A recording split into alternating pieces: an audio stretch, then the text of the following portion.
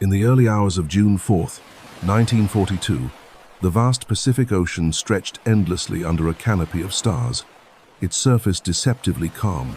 Beneath that tranquil facade, two mighty naval forces were converging on a tiny speck of coral and sand called Midway Atoll. What was about to unfold would shize of Japanese Sita the myth invincibility and alter the course of the entire Pacific War. This is the story of the greatest naval ambush in history, where American codebreakers, desperate courage, and a stroke of fortune combined to deliver a blow so devastating that the Japanese Empire would never recover. 6 months had passed since the surprise attack on Pearl Harbor plunged America into World War II. In those dark months, the rising sun had swept across the Pacific like a crimson tide. Hong Kong had fallen. Singapore, the supposedly impregnable fortress of the British Empire, had surrendered. The Philippines were lost. Bataan had become a death march. From Wake Island to the Dutch East Indies, Japanese forces had carved out an empire spanning thousands of miles of ocean. Their pilots were veterans, their ships were modern, and their confidence was absolute. The Imperial Japanese Navy had not tasted defeat in living memory.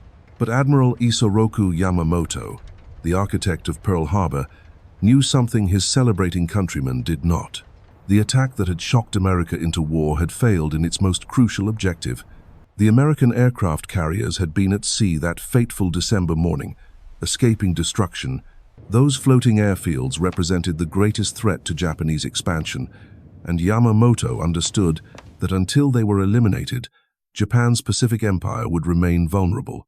He needed to lure them into a trap where his superior numbers could crush them once and for all. The opportunity came from an unexpected source. On April 18, 1942, Lieutenant Colonel James Doolittle led 16 B-25 bombers off the deck of the carrier Hornet in a daring raid on Tokyo itself. The physical damage was minimal, but the psychological impact was enormous. For the first time since the Mongol invasions of the 13th century, foreign bombs had fallen on the sacred soil of Japan.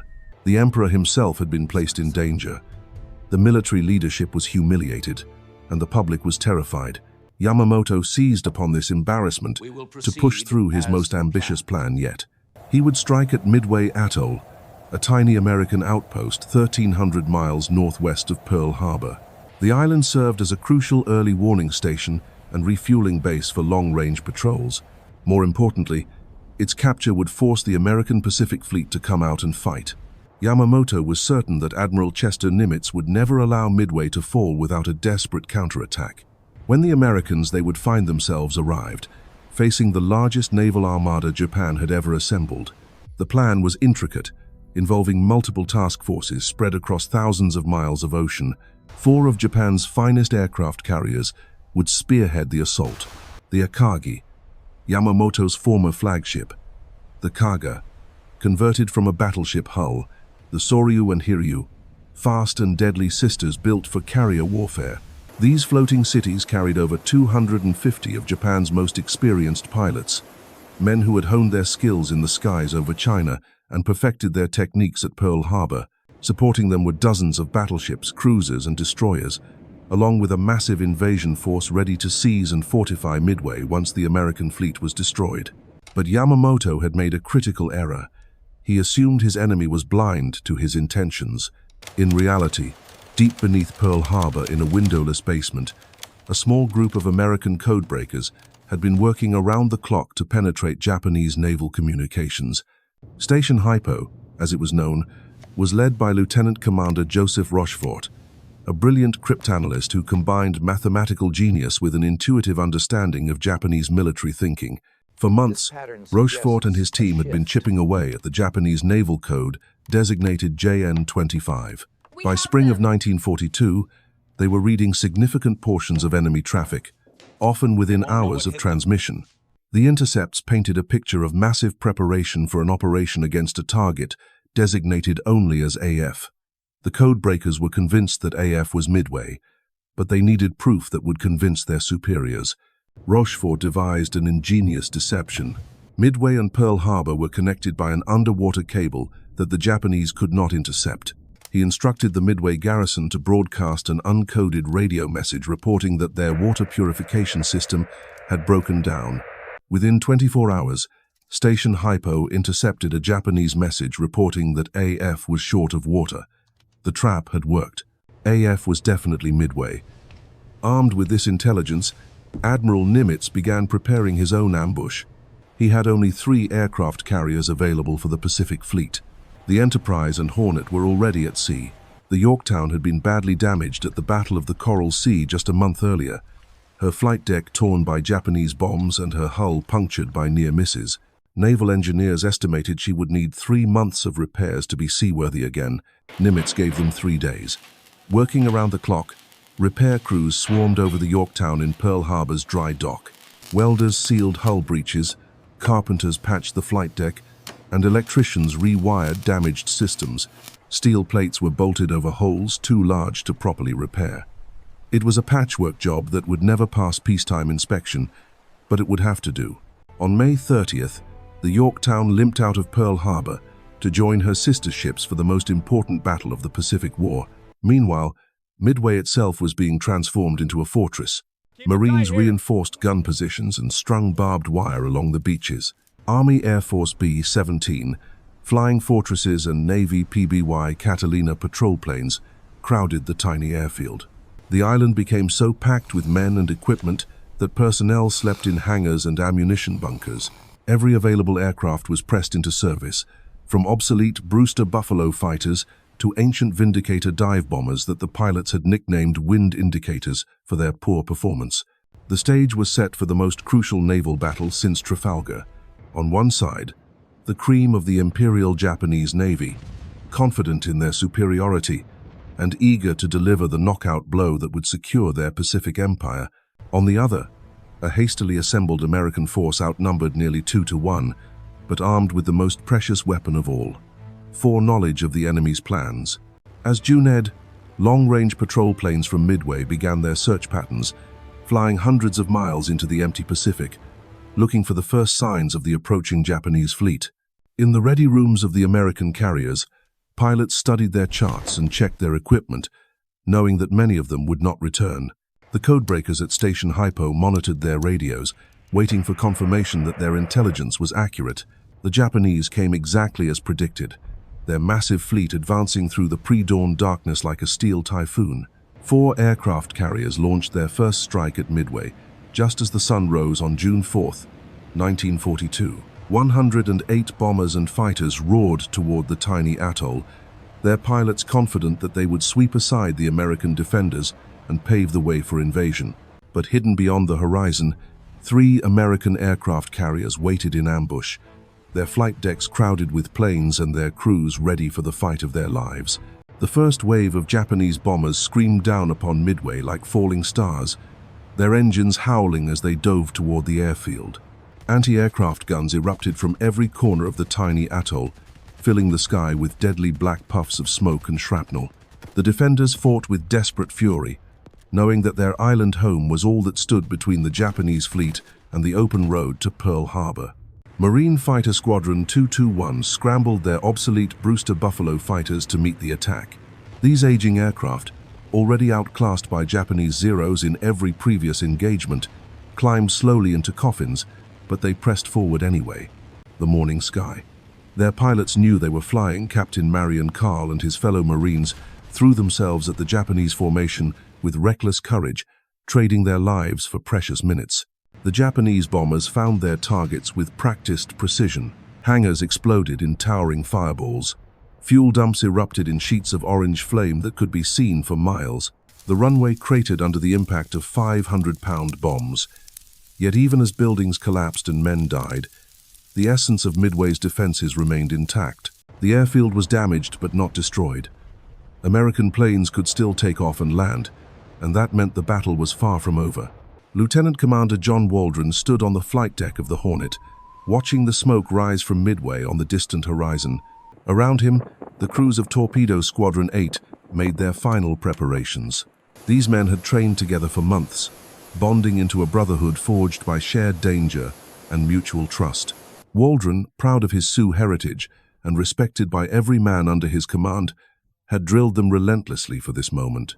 The squadron's Douglas TBD Devastator torpedo bombers were already obsolete.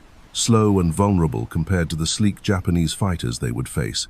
But Waldron had prepared his men for this reality. He had told them repeatedly that when the time came, they would press home their attack regardless of the odds. There would be no turning back, no retreat. They would fly straight into the teeth of the enemy defenses and deliver their torpedoes at point-blank range, even if it meant certain death. As the order came to launch, Waldron gathered his pilots around him one last time. His voice was calm but filled with steel as he reminded them of their duty. They were not just fighting for their country or their ship. They were fighting for each other, and for the generations of Americans who would follow. The Japanese had to be stopped here, at Midway, or the war might be lost forever. One by one, the devastators thundered down the Hornet's flight deck and lifted into the blue Pacific sky. Behind them, dive bombers and fighters followed, the entire air group launching in coordinated waves. Similar scenes played out aboard the Enterprise in Yorktown as Admiral Raymond Spruance and Rear Admiral Frank Fletcher committed their precious aircraft to the attack. The American strike force spread out across the vast ocean, searching for the Japanese fleet, but coordination proved elusive in the immensity of the Pacific. Radio communications crackled with static and confusion. Some squadrons became separated from their escorts. Others flew on different headings, chasing conflicting intelligence reports. The carefully planned assault began to fragment into isolated groups of aircraft, each flying alone toward an enemy of unknown strength and position carriers, Admiral Chuichi Nagumo face. Aboard the Japanese, his own dilemma. The first attack on Midway had inflicted significant damage, but reports from his returning pilots indicated that a second strike would be necessary to completely neutralize the American base. At the same time, his scout planes were searching the surrounding ocean for signs of American naval forces. So far, they had found nothing, but Yamamoto had warned that enemy carriers might be in the area.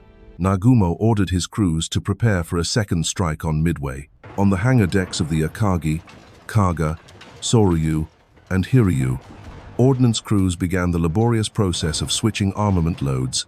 Armor-piercing bombs intended for use against ships were removed from aircraft and replaced with high-explosive bombs designed to destroy ground targets. Torpedoes were wheeled away and stacked in storage areas.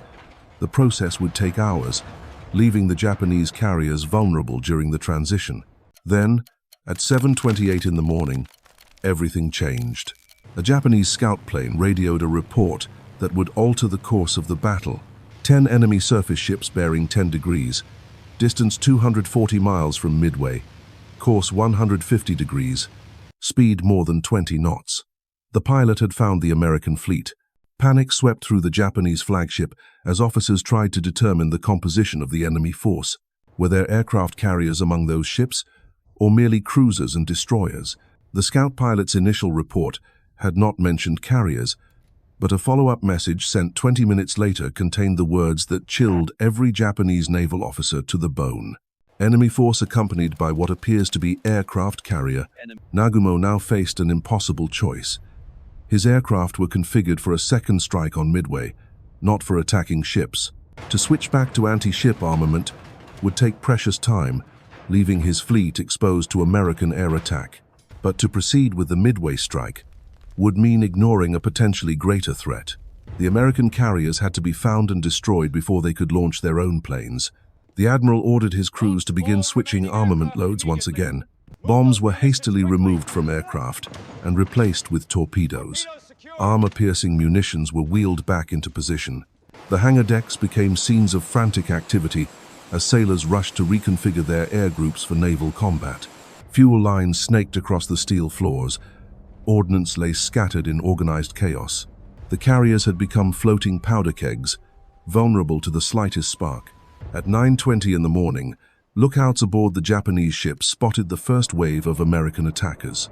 Torpedo Squadron 8, led by John Waldron, had found the enemy fleet through a combination of skill, intuition, and sheer determination. The 15 devastators approached at low altitude, their obsolete designs making them easy targets for the swarms of Zero fighters that rose to meet them. What followed was a massacre. The Zeros, fast and maneuverable, tore into the slow American torpedo bombers with devastating effect. One by one, The devastators burst into flames or simply disintegrated under the concentrated fire. Waldron's plane was among the first to fall, the squadron commander dying at the controls as he pressed home his final attack. His wingman followed moments later, then another and another. The Japanese pilots showed no mercy. They had been trained to view death in battle as the highest honor, and they expected the same warrior spirit from their enemies. The Americans did not disappoint. Even as their aircraft burned around them, the surviving members of Torpedo Squadron 8 continued their attack runs. They flew straight into the wall of enemy fire, launching their torpedoes at point-blank range before being shot down in turn. Ensign George Gay, the sole survivor of the squadron, watched in horror as his comrades died around him. His own plane had been hit multiple times, his gunner killed, his controls shot away. As his Devastator finally crashed into the Pacific, Gay found himself floating alone in the vast ocean, surrounded by the wreckage of his squadron and the oil slicks that marked the graves of his friends. But Torpedo Squadron 8 had not died in vain. Their sacrifice had drawn the Japanese fighter cover down to sea level, leaving the enemy carriers naked to attack from above. High in the clear morning sky, the dive bombers of the Enterprise and Yorktown were approaching their targets, unseen and unopposed. The stage was set for the most decisive 5 minutes in naval aviation history. Lieutenant Commander Wade McClusky squinted through the glare of the morning sun, his eyes scanning the endless expanse of blue water far below. The skipper of Enterprise's Scouting Squadron 6 had been airborne for over 2 hours, leading 37 dauntless dive bombers in what seemed like a futile search for the Japanese fleet. Fuel gauges showed they were approaching the point of no return. Much longer, and they wouldn't have enough gas to make it back to the carrier. McClusky had followed the prescribed search pattern, flying toward the calculated intercept point where intelligence predicted the enemy would be, but the ocean remained stubbornly empty. Radio chatter crackled with reports from other squadrons, some claiming contacts that turned out to be false, others reporting nothing at all. The carefully coordinated American attack was dissolving into chaos as squadrons became separated and lost in the vastness of the Pacific. Then McClusky made a decision that would change history. Instead of turning back, he chose to extend his search, gambling precious fuel on a hunch. Banking his formation to the northwest, he followed the wake of a lone Japanese destroyer racing across the water at high speed. The ship was clearly heading somewhere important, and McClusky bet everything that it was rushing to rejoin the main fleet. His gamble paid off spectacularly. At 10:22 in the morning, the clouds parted to reveal a sight that made every American pilot's heart race. Spread out below like toys in a bathtub were the 4 aircraft carriers of the Japanese striking force. The Akagi, Kaga, Soryu, and Hiryu sat in perfect diamond formation, their flight decks crowded with aircraft being refueled and rearmed. Around them, a screen of battleships, cruisers, and destroyers provided protection against surface attack. But their guns could do nothing against dive bombers plunging down from 20,000 feet. Most remarkably, the sky above the Japanese fleet was empty. The deadly Zero fighters that had torn apart the torpedo squadrons were still circling at low altitude, hunting for more American attackers in the wrong place at the wrong time. The sacrifice of Waldron and his men had created a window of opportunity that lasted only minutes, but those minutes would prove decisive. McClusky didn't hesitate. Pushing over into a steep dive, he led his squadron toward the nearest carrier, the Kaga. Behind him, 36 more Dauntlesses followed, their pilots selecting targets and adjusting their approach angles. The element of surprise was total.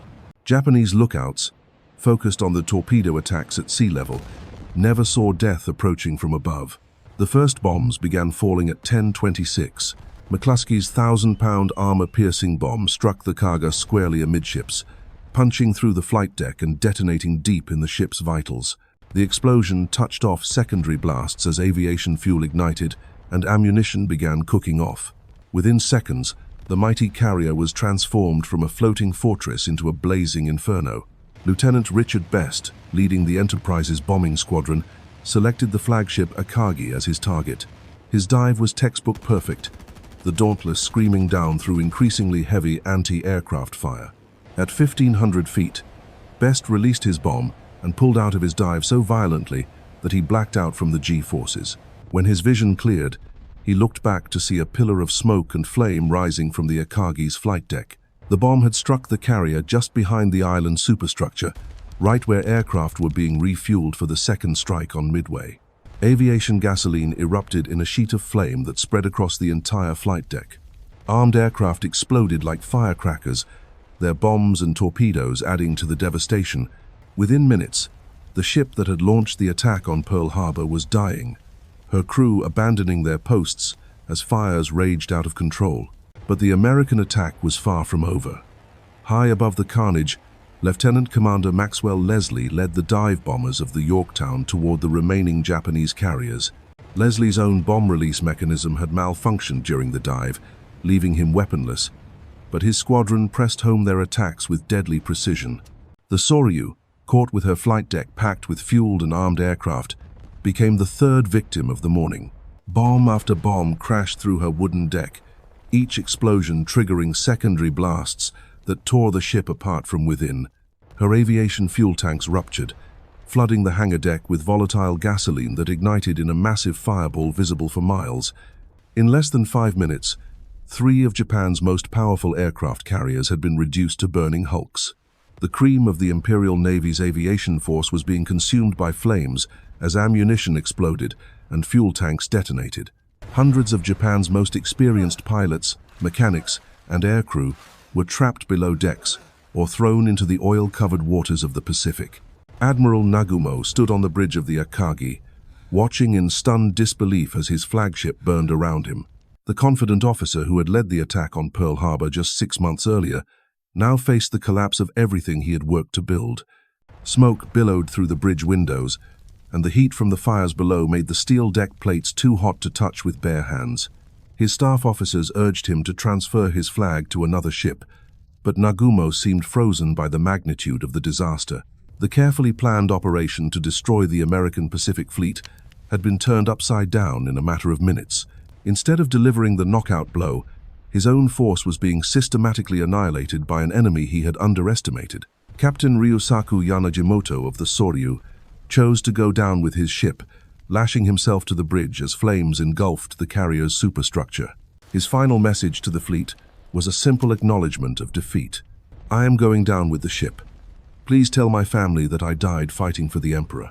The words crackled over the radio as secondary explosions tore through the Soryu's hull, sending the once mighty carrier toward the bottom of the Pacific. Only one Japanese carrier remained operational. The Hiryu, sailing several miles north of her burning sisters, had escaped the initial American attack. Her captain, Tomeo Kaku, wasted no time in launching a counterstrike. Every available aircraft was spotted on the flight deck and launched toward the American fleet, their pilots burning with the desire for revenge. The Japanese strike found the Yorktown first. Already weakened by damage from the Coral Sea battle, the American carrier absorbed 3 bomb hits that started serious fires and knocked out her boilers. Dead in the water and listing to port, she seemed finished. But her damage control parties worked miracles, restoring power and getting the ship underway again, just in time to face a second wave of Japanese attackers. This time, the enemy came in low with torpedoes. 2 fish struck the Yorktown's port side, opening massive holes below the waterline and causing her to list so severely that flight operations became impossible. Admiral Fletcher, realizing his flagship was doomed, transferred his command to a nearby cruiser and ordered the crew to abandon ship. But even as the Yorktown settled deeper into the Pacific swells, her sacrifice had bought precious time for her sister carriers. The Enterprise and Hornet remained operational, their flight decks launching wave after wave of aircraft to finish what McClusky had started. The Hiryu, alone and surrounded, faced the concentrated fury of the entire American air group. Lieutenant Earl Gallagher led 24 dauntless dive bombers down through the afternoon sky, their target, the last functioning Japanese carrier. The Hiryu's crew fought desperately to defend their ship, throwing up a curtain of anti-aircraft fire that filled the air with deadly shrapnel. But nothing could stop the American dive bombers now. They had tasted victory, and they pressed their attacks with relentless determination. 4 direct hits turned the Hiryu into another floating pyre. Her flight deck buckled and collapsed as internal explosions ripped through her hull. Like her sister ships, She became a victim of her own weapons as armed aircraft exploded and fuel tanks ruptured. By evening, all 4 Japanese carriers were either sunk or sinking, taking with them the heart of Japan's naval aviation force. The sun set on June 4th over a Pacific Ocean littered with the wreckage of Japanese ambitions. What had begun as Operation MI, Yamamoto's master plan to destroy the American Pacific Fleet, had ended in the most devastating naval defeat in Japanese history. In a single day, the Rising Sun had lost 4 irreplaceable aircraft carriers, over 200 aircraft, and thousands of irreplaceable aircrew and support personnel. Admiral Yamamoto, monitoring the battle from his flagship far to the west, finally grasped the magnitude of the disaster. Radio messages from the stricken carriers painted a picture of complete catastrophe. The invasion of Midway was abandoned, the fleet ordered to retreat, and Japan's offensive operations in the Pacific came to an abrupt and permanent end. For the first time since Pearl Harbor, American forces had not merely survived a Japanese attack, they had won a crushing victory. The myth of Japanese invincibility lay shattered on the bottom of the Pacific, along with the carriers that had once seemed unstoppable. The tide of war had turned decisively, though few yet realized just how complete the reversal would prove to be. The Battle of Midway stands as more than just a naval engagement. It was the moment when intelligence, courage, and sacrifice converged to shatter an empire's dreams of conquest. In those crucial hours above the Pacific, the codebreakers of Station HYPO, the doomed heroes of Torpedo Squadron 8, and the dive bomber pilots who struck with deadly precision proved that wars are won not just by superior numbers, but by superior will. The 4 Japanese carriers that sank beneath the waves carried with them Japan's offensive capability in the Pacific. Never again would the Rising Sun advance with such confidence across those vast waters. The pilots who died in the flames, the mechanics who perished below decks, the experienced aircrew lost forever. They represented years of training and combat experience that could never be replaced.